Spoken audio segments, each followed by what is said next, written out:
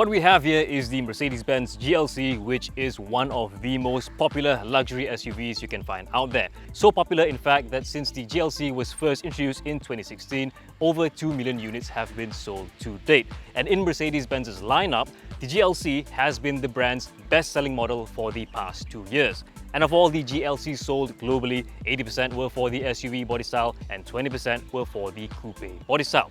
Now, it may not look like it, but what we have here is the all-new Mercedes-Benz GLC, which is the X254, and it is part of the last batch of Mercedes-Benz cars which are internal combustion engine oriented, together with the W206 Mercedes-Benz C-Class, the W223 S-Class, and the W214 E-Class, which has just been unveiled to the world. Everything that will be developed after the W214 will be EV oriented, so what we have here really is the last of its kind.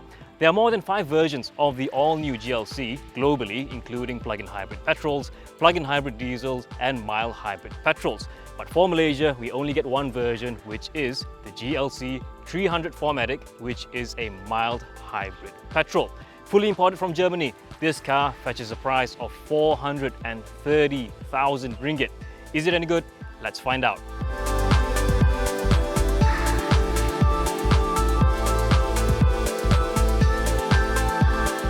Renew your car coverage online at motortakaful.com by Etika and enjoy 10% rebate, cashback and more. So it's an all-new car with very minor design tweaks, and honestly to me it just looks like a more mature version of the older GLC, which used to look like a C-Class on stilts. Now things are a bit more domineering, a bit more sleek, and the car looks a bit wider. Headlights are now joined with the grille and combined with the simulated chrome underguard. This also helps to emphasize the width of the all-new GLC.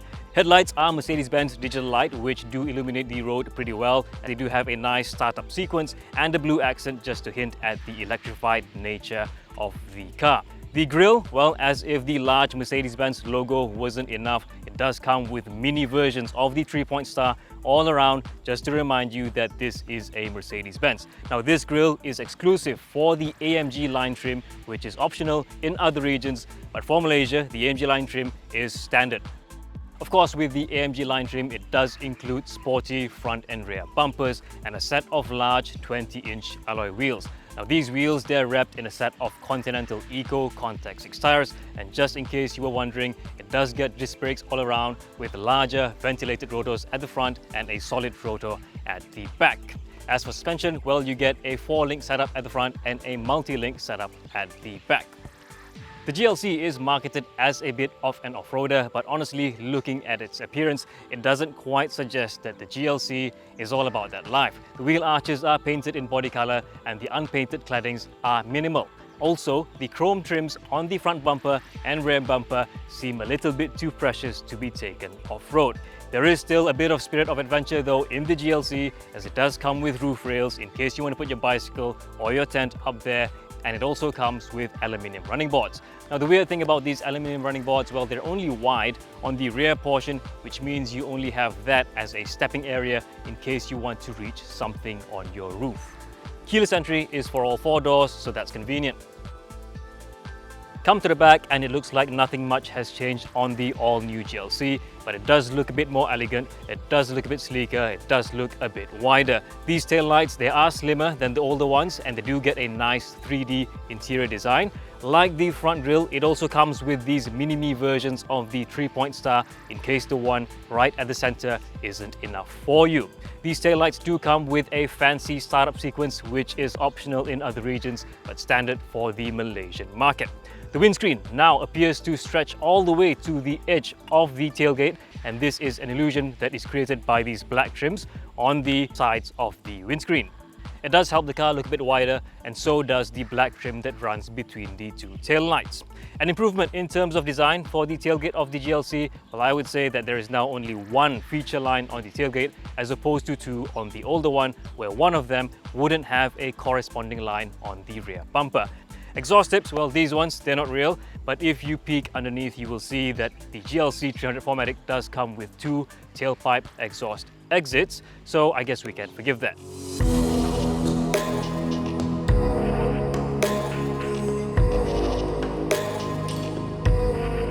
Inside, the all-new GLC mainly looks like the W206 Mercedes-Benz C-Class with some minor differences. The biggest difference in this generation of the GLC compared to the older model would be this large 11.9-inch portrait head unit, which comes with the latest MBUX. Of course, it does come with wireless Apple CarPlay, wireless Android Auto, and it does have some features which make your driving experience a bit better, like the traffic light view and the augmented reality navigation, which I shall explain in just a bit.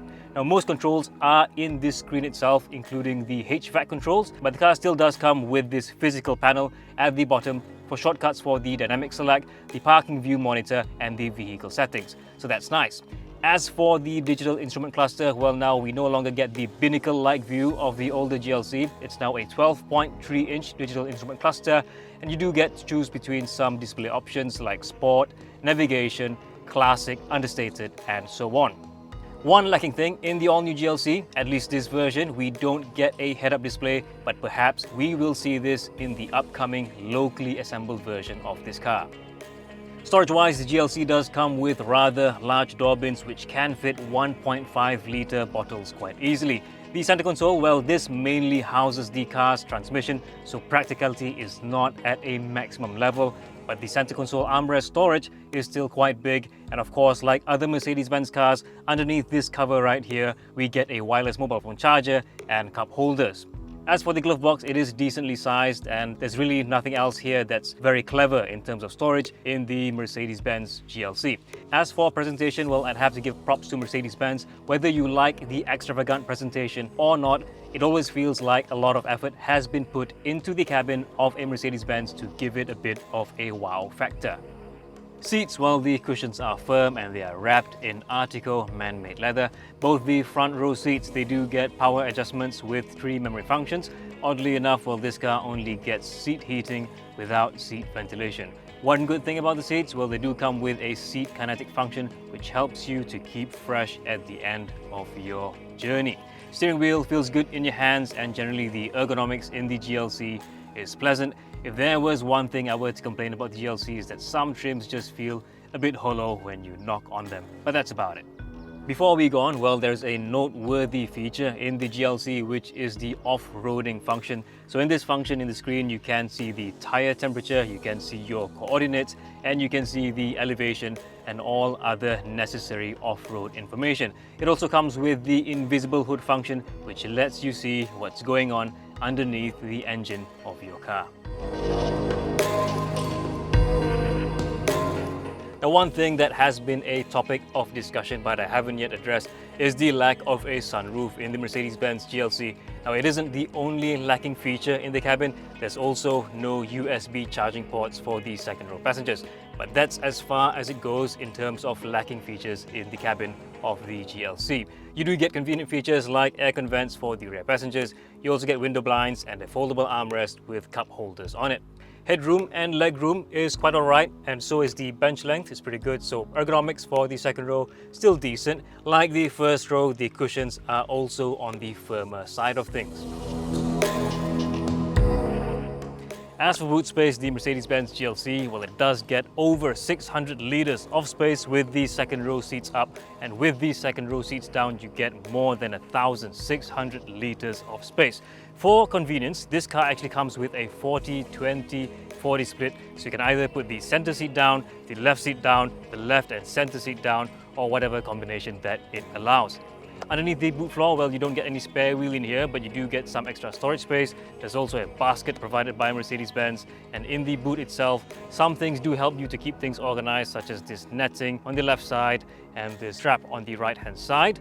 For adventurous things that you might want to do with the GLC, well, this car does come with a 12-volt socket in case you need it.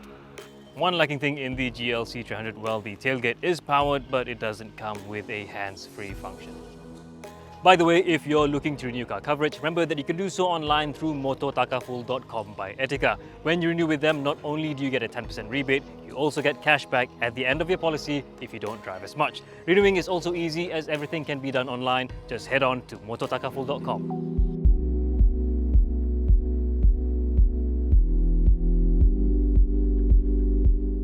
So, driving the Mercedes-Benz GLC 300 4MATIC, The first thing we'll have to take note of is the fact that it now sits on an all-new platform compared to the older model. So it now shares the same platform as the W206 C-Class, and honestly, I can say that it is a more comfortable ride. The older one, personally, I just found it to be a bit too hard or a bit too firm for a family SUV. Now things feel a bit more comfort-oriented, but personally, I still find it to lean towards the firmer side of things. Now, what do I mean by that? Well, as I'm driving, I do feel some vibrations seeping through the floor, seeping through the steering wheel. And while this may provide a rather engaging driving experience for some, I do find that this would make you feel a bit more tired when you're doing long journeys. And even when you're driving at low speeds, well, the transmission feels a bit jumpy. Personally, I just find it to be a little bit unsettling. But then again, this car, the faster you go, the more comfortable it gets actually. The suspension feels comfortable. It actually starts to make sense at a higher speed. Even the firm seats, they start to make sense the faster you go. Well, relating to comfort, well, we have NVH. So for NVH, we have double glazed windows for the GLC. Wind noise is at a minimal level. Generally, I would say that the cabin is decently quiet. Road noise, I do hear it just a bit. Engine noise, nicely muffled. I do notice though that the car does have a bit of a raspy engine note. If you're pushing it, depending on your taste, you might either like it or not.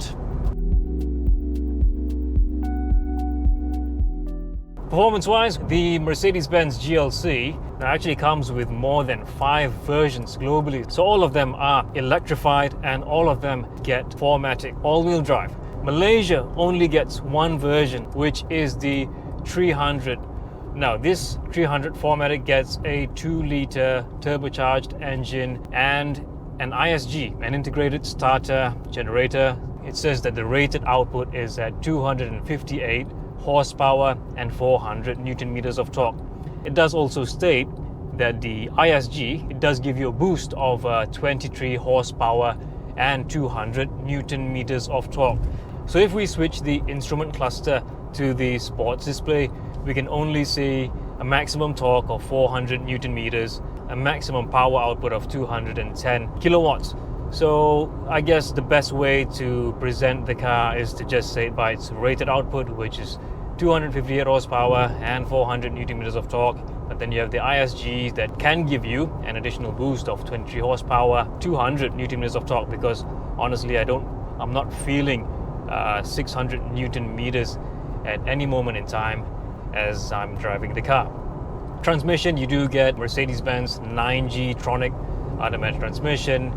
You also get paddle shifters behind the steering wheel. Pretty nice, just that, like I said earlier, feels a bit jumpy when you're driving at low speeds, feels a bit too eager for an SUV. As for driving conveniences, well, I do love the fact that these new Mercedes-Benz cars with the latest MBUX, they do get this augmented reality navigation, so that's very handy, especially if you're in a very unfamiliar area. So the car has a camera up front and it has a 3D arrow going on. Feels like you're playing a video game, so that's a very nice touch. Love it. The only thing I guess that's bad about this navigation system is that it's not relying on something like Google. So the map tends to be a bit slow to update. If you're going into some rural areas where there's some new roads, the map might not recognize it just yet. Another driving convenience that I love in this car, well, the 360-degree camera is great. You know, you can swipe through it, look around, and I do love the fact that also this car limits your speed heavily if you are parking in a really tight spot. Ergonomics, the first thing you will notice in the GLC is the fact that the foot space is a bit small, and this is just natural as the car has a longitudinally mounted engine, so the center console is really where your transmission is. So that makes for a rather large center console with minimal practicality. One thing I would like to comment on the way that Mercedes-Benz has done its storage space for the center console It looks great when it is not in use and when the cover is closed. It makes for a very minimalistic cabin with a clean look. But as soon as you put a cup in the storage bin, you will brush against that cup, and it's a bit annoying. And the cup holder itself, well, they're not so firm, so when you put some cups in there, they are loosely held. Would be better if they were just staying put in one place. So all in all, well, I would say that the GLC 300 4MATIC is comfortable to drive at high speeds, not so comfortable at low speeds. Good driving convenience systems, love that. If there was anything that I would improve on this car, maybe I would give it softer seats and probably a softer suspension setup as well. All in all, the GLC has matured quite nicely, both in terms of its looks and the way it rides. But this maturity also marks the end of an era, as like I've mentioned earlier, this car is part of the last batch of Mercedes-Benz cars which are ICE-oriented. Sure, it is easy to point out certain lacking features of this car, such as the sunroof and the USB ports for the second row passengers, but all else, it is still a rather decently packaged car. It is also important to note that this is a fully imported car, and even with those lacking features, this CBU version of the GLC has actually been sold out. A locally assembled version is due to launch sometime this year, and we look forward to seeing that version of the car, which hopefully will be better equipped. If you like this video, do give it a like, share and subscribe. Also remember to turn on notifications. If you didn't, please let us know why. If you'd like to know more on the all-new Mercedes-Benz GLC, do log on to AutoBuzz.my. Renew your car coverage online at motortakafull.com by Etika and enjoy 10% rebate, cashback and more.